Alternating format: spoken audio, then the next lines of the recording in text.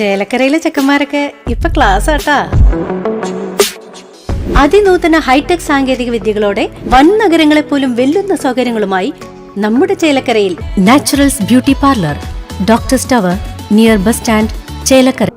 ഞങ്ങൾക്ക് വേണം ജോലി, ഞങ്ങൾക്ക് വേണം മതേതര ഇന്ത്യ എന്ന മുദ്രാവാക്യം ഉയർത്തിപ്പിടിച്ച് ഡിവൈഎഫ്ഐ നടത്തുന്ന സമരസംഗമത്തിന്റെ കാൽനട പ്രചരണ ജാഥ സംഘടിപ്പിച്ച് DYFI Kondazhi panchayat committee. DYFI നടത്തുന്ന കാൽനട പ്രചരണ ജാഥയിൽ പങ്കെടുക്കുക, അണിചേരുക.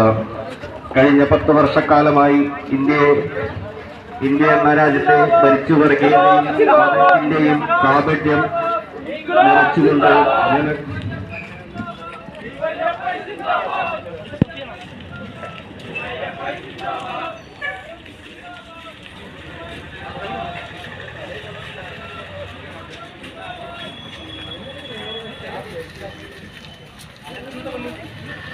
ഞങ്ങൾക്ക് വേണം ജോലി, ഞങ്ങൾക്ക് വേണം മതേതര ഇന്ത്യ എന്ന മുദ്രാവാക്യം ഉയർത്തി ഡിവൈഎഫ്ഐ ഓഗസ്റ്റ് 15 ചേലക്കരയിൽ നടത്തുന്ന സമരസംഗമ ഭാഗമായുള്ള കാൽനട പ്രചരണ ജാഥ ഡിവൈഎഫ്ഐ കൊണ്ടാഴി പഞ്ചായത്ത് കമ്മിറ്റിയുടെ നേതൃത്വത്തിൽ സംഘടിപ്പിച്ചു. ചേലക്കോട് നിന്നും ആരംഭിച്ച കാൽനട പ്രചരണ ജാഥയുടെ flag off CPM area committee അംഗം ടി ഗോകുലൻ നിർവഹിച്ചു.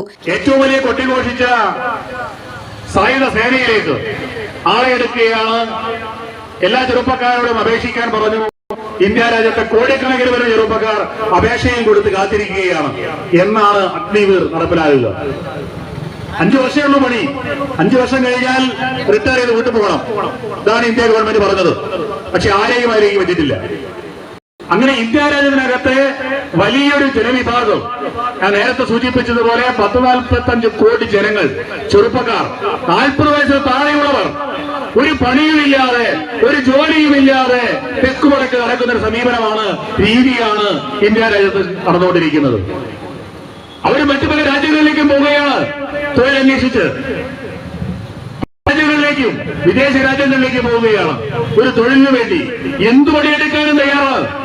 അങ്ങനെയുള്ള ഇന്ത്യയിലെ ലക്ഷക്കണക്കിന് കോടിക്കണക്കിന് വരുന്ന ചെറുപ്പക്കാർ ഇന്ത്യ രാജ്യം വിട്ട് മറ്റ് വിദേശ രാജ്യങ്ങളിൽ തൊഴിലന്വേഷിച്ചു പോവുകയാണ്. എന്തുകൊണ്ടാണ് ഇന്ത്യ രാജ്യത്തിനകത്ത് തൊഴിൽ സൃഷ്ടിക്കപ്പെടാത്തത്? നിലവിലുള്ള സൃഷ്ടിക്കപ്പെട്ട തൊഴിലുകളിൽ, ഒഴിവുകളിൽ ഇന്ത്യ രാജ്യത്തെ ഭരണാധികാരികൾ ആളുകളെ വെക്കുന്നില്ല എന്ന നയസമീപനമാണ് നരേന്ദ്രമോദി ഗവൺമെന്റ് കഴിഞ്ഞ 10 വർഷക്കാലമായി സ്വീകരിച്ചത്. ആ സമീപനത്തിനെതിരെ ജാഥ മാനേജർ KP വിഭിൻ അധ്യക്ഷനായിരുന്നു. ഡിവൈഎഫ്ഐ മേഖലാ സെക്രട്ടറി അജീഷ്, ജാഥ captain N Amalraj, vice captain Nayana തുടങ്ങിയവർ സംസാരിച്ചു. ചേലക്കോട് നിന്നും ആരംഭിച്ച കാൽനട പ്രചരണ ജാഥയ്ക്ക് കുളിക്കുന്ന് പ്ലാന്റേഷൻ, വീട്ടിക്കുന്ന്, മേലേമുറി, പാറമേൽപ്പടി കാവ്, തെരുവ്, DC നഗർ, തീപ്പാറ എന്നിവിടങ്ങളിൽ സ്വീകരണം നൽകി. തുടർന്ന് ചിറങ്കരയിൽ നടന്ന കാൽനട പ്രചരണ ജാഥയുടെ സമാപന സമ്മേളനം CPIM local committee secretary CA Sunil ഉദ്ഘാടനം നിർവഹിച്ചു. വർഷങ്ങൾക്ക് ഇപ്പുറവും ഡിവൈഎഫ്ഐ എന്ന് പറയുന്ന സംഘടന ഇവിടെ ഉയർത്തിപ്പിടിച്ചുകൊണ്ടിരിക്കുന്നത്. നമുക്കും വേണം ജോലി എന്ന് പറയുന്ന ആ മുദ്രാവാക്യം രൂപീകരണ സമയത്ത് നമ്മൾ ഉയർത്തിപ്പിടിച്ചുവെങ്കിൽ ഇന്നും അതൊരു പൂർണ്ണതയിലേക്ക് എത്തുവാൻ ഇവിടെ ഭരിക്കുന്ന കേന്ദ്ര ഗവൺമെന്റിന് സാധിച്ചിട്ടില്ല എന്നുള്ളതാണ് അതിൻ്റെ ഏറ്റവും വലിയൊരു പ്രത്യേകത. അതുപോലെ തന്നെ നമ്മുടെ നാട്ടിൽ ഏറ്റവും വലിയ രീതിയിൽ നമ്മൾ കുഞ്ഞുനാൾ മുതൽ പഠിച്ചൊരു കാര്യമാണ് ഇന്ത്യ ഒരു മതേതര രാജ്യമാണ് എന്നുള്ളത്. പക്ഷെ ആ മതേതരത്തെ ക്ലാസ്സിൽ വെച്ച് തുലനം ചെയ്യുന്ന തരത്തിലേക്കാണ് ഇന്നത്തെ ഇന്ത്യ ഭരിക്കുന്ന മോദി സർക്കാരിന്റെ BJP ഗവൺമെന്റ് പ്രവർത്തിക്കുന്നത് എന്നുള്ളതാണ് ഇതിന്റെ ഏറ്റവും വലിയൊരു സവിശേഷത. CCV news Kondazhy.